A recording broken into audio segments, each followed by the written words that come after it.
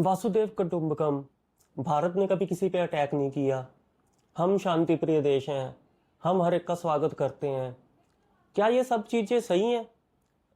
और क्या ये होना चाहिए? क्या ये जितने भी कंट्रीज में और लोग हैं जो आइडियोलॉजिकल डिफरेंसेस हैं काफ़ी सालों से, सेंचुरीज से, जो बाहर की आइडियोलॉजीज ने हम इन्वेड किया हमें और हमारी जियोग्राफिकल एरियाज पे कब्जा किया, क्या कहीं ना कहीं जो ये हमारे रूल्स हैं कि हम सबका स्वागत करते हैं, हम किसी के यहाँ अटैक नहीं करते, क्या ये होना चाहिए? क्या हम हमेशा से ही ऐसे थे? तो इंडिया तो कभी भी एक पूर्ण कंट्री नहीं था। 1947 से पे बाद ही हम एक कंट्री बने हैं। अदरवाइज तो अगर आप हिस्ट्री को देखो तो स्टेट्स हुआ करती जो आपस में लड़ा करती थी, एक दूसरे पर अटैक भी किया करती थी। और अगर हम महाभारत टाइम से देखें, महाभारत टाइम पे भी श्री कृष्ण भगवान ने क्या हमें ज्ञान दिया है, उनकी क्या डायरेक्शंस है। तो आज के पॉलिटिकल लीडर क्यों नहीं उनसे इंस्पिरेशन लेते? उन्होंने दुर्योधन को या कौरवों को छोड़ा था? अगर वासुदेव कुटुंबकम, उनका तो कुटुंब भी था, कौरवों और पांडवों का एक ही कुटुंब था, तब भी उन्होंने क्या उनको छोड़ा था? नहीं। उन्होंने, जब दुर्योधन अपने राज करने के हालत में नहीं था तब भी दुर्योधन को नहीं छोड़ा गया था।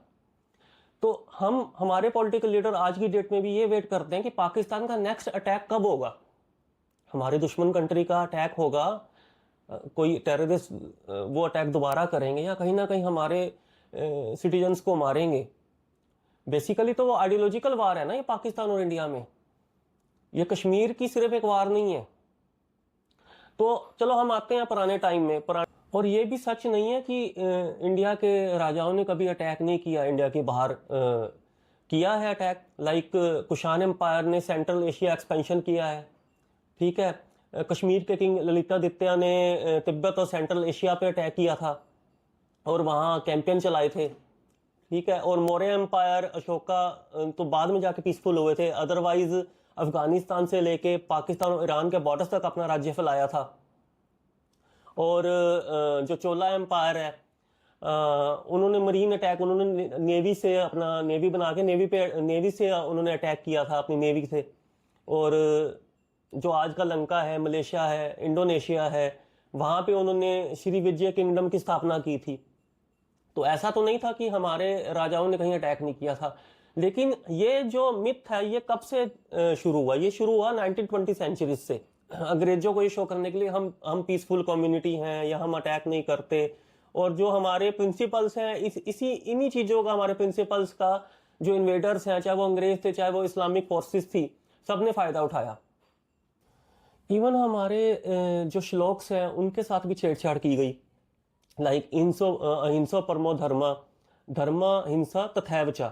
ये पूरा श्लोक है, ये महाभारत से लिया गया है। लेकिन इसको कहाँ कहा जाता है? जो हमारे लीडर्स रहे हैं 1920 सेंचुरीज के, ये क्या कहते हैं कि अहिंसा परमो धर्मा। ये दूसरे वाला पार्ट नहीं बताते आपको कि धर्म के लिए तलवार भी उठानी पड़ती है, इसलिए पहला कहते हैं जो परम धर्म है वो अहिंसा है, सिर्फ यहीं तक बताते हैं।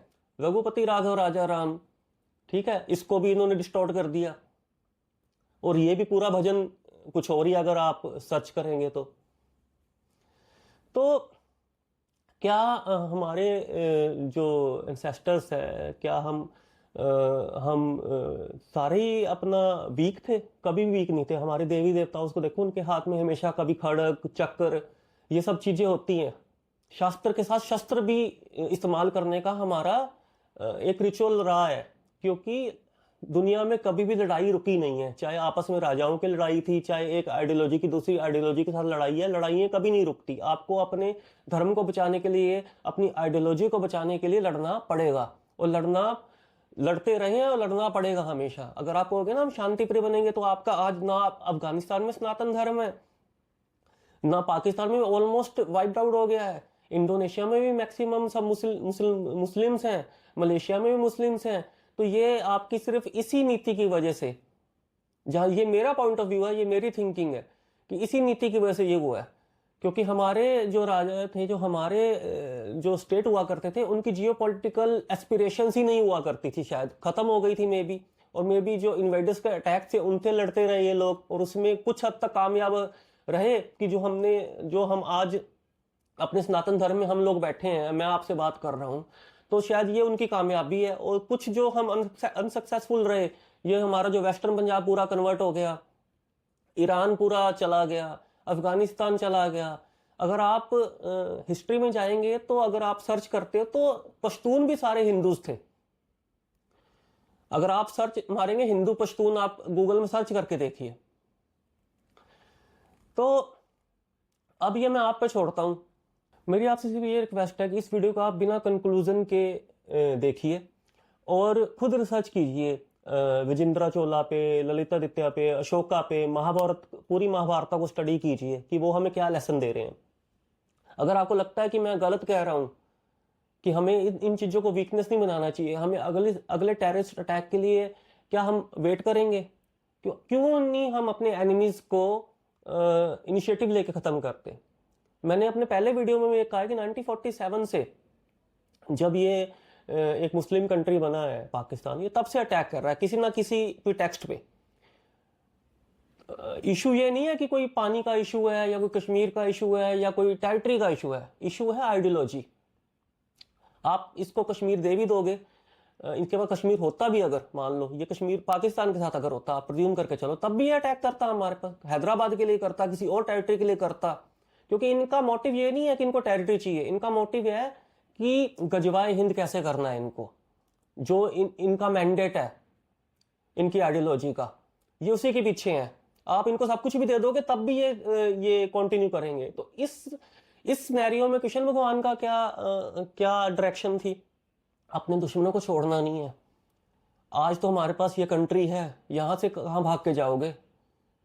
अगर आपको ये गलत लगता है तो आप मेरे को एविडेंस के साथ कमेंट कीजिए। अगर आपको ये ठीक लगता है तो मैं इस इशू पे और भी डिटेल्ड वीडियो बनाऊंगा, अगर आप इसमें इंटरेस्टेड हैं तो।